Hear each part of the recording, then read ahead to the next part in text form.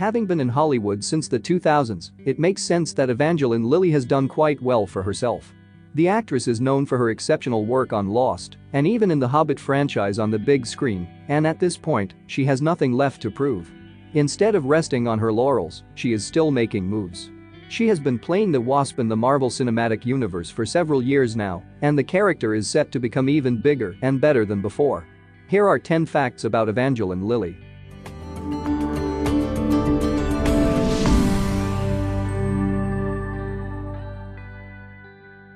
She's fluent in French. It's always impressive when somebody speaks another language fluently, and Evangeline Lilly is no exception to the rule. She's Canadian, but she isn't French Canadian, which people sometimes assume to be the reason that she speaks the language. She learned to speak French through various immersion programs she attended in her youth. Her skill in the language was highlighted during the promotional rounds for Lost, in which she gave several complete interviews in French, flooring her interviewers and impressing her fans all at the same time. She became an actress by accident. This sort of thing seems to happen so much that one would think talent agents just walk around looking for beautiful people. Evangeline Lilly was doing just that, walking around British Columbia, when a talent agent from Ford Modeling stopped her. She had no intention of being a model, but needed the dough to pay for school. She soon got a job in a commercial for Live Links, a sex hotline for Canadian singles. From there she hit the small screen for bit parts on TV series like Judgment Day and True Calling. Lilly initially rose to fame on the series Lost, which was a mega hit during its peak years on television. The actress was a relative unknown at that time, but once Lost took off with mainstream audiences, she was a household name. She hated the role that made her famous. Lilly wasn't fond of her character Kate on the hit show Lost, especially as her character developed during the show's 6 seasons. Her true feelings about her character in the show came to light on a 2018 podcast called The Lost Boys. She said, "I always thought she was obnoxious. I mean, not at the beginning. At the beginning, she was kind of cool, and then as the show went on, I felt like she became more and more obnoxious. I felt that my character went from being autonomous, really having her own story, and her own journey, and her own agendas, to chasing 2 men around the island, and that irritated the shit out of me." She used to work changing oil. She had a variety of odd jobs before she landed her big break in Lost, including flight attending, waitressing, and perhaps most surprisingly, changing oil for big trucks. In an interview with Metro, she described the experience as one of the toughest she's endured, worse even the constant jet lag of being a flight attendant. Doing oil changes and grease jobs on big rig trucks in the winter in Canada was harder. I was a mobile grease monkey. I'd drive a 1-ton truck to parking lots and work on vehicles. It wasn't glamorous. She wanted to play Princess Leia. Lilly actively asked to be a part of a project one time, and one time only. It was when she found out J.J. Abrams was making a new Star Wars movie, Star Wars The Force Awakens. She told Sci-Fi, "Several years ago, when I found out that J.J. Abrams was remaking or rebooting the Star Wars franchise, it was the only time in my career that I've ever put a call out. I wanted to be Leia." Obviously, at the time Lilly didn't know exactly what the movie actually was. She just knew Abrams from his work on Lost, loved Star Wars, and wanted to cover all her bases just in case. It was, after all, a childhood dream. She said, "I was so in love with Leia when I was a little girl.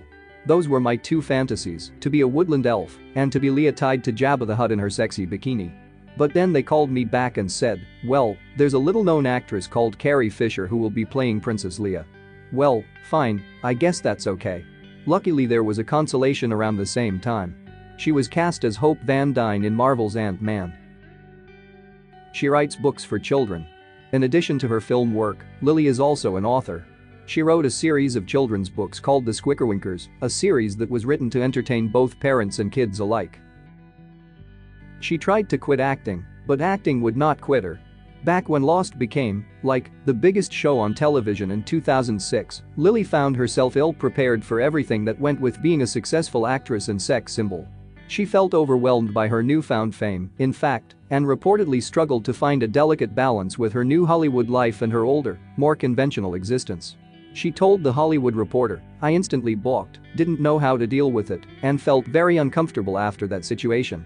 I ended up deciding to retire after I finished Lost." The fame even caused her to retire for a while. After she did a film called Real Steel with Hugh Jackman, she left Hollywood for Hawaii to raise her 2 sons with partner Norman Colley, published a children's book series and work on other writing projects. She had no intention of returning until Peter Jackson convinced her to join the cast of The Hobbit. She said, "That helped open my eyes to the fact that, okay, this job can be a joy, it's just a matter of how you approach it." She wanted to work with Michelle Pfeiffer since Catwoman. Lilly is a hardcore Michelle Pfeiffer fan. She wanted to work with Pfeiffer since she played Catwoman in Batman Returns. When she was asked who she wanted to play Janet Van Dyne, aka her on-screen mother in the sequel of Ant-Man, her immediate answer was Michelle Pfeiffer. Funny enough, this dream wound up coming true. Lilly laughed off the idea that she was responsible for Pfeiffer's casting in the Ant-Man sequel, saying, "I honestly don't think I had anything to do with the decision. I swear to God, the stars just aligned in my favor. Maybe I manifested it. Maybe I just thought on it so long and so hard and wanted it so badly, I made it happen." But nobody ever really officially came to me and said, "Evangeline, we would like the official word on your opinion for who should play the original Wasp." No. She studied Muay Thai and MMA style fighting for Ant-Man. The actress took the fighting scenes in the movie very seriously. She studied Muay Thai and MMA style fighting for Ant-Man. However, in order to stay true to her character, Lilly changed the fighting style in the Ant-Man sequel to make her more elegant and graceful.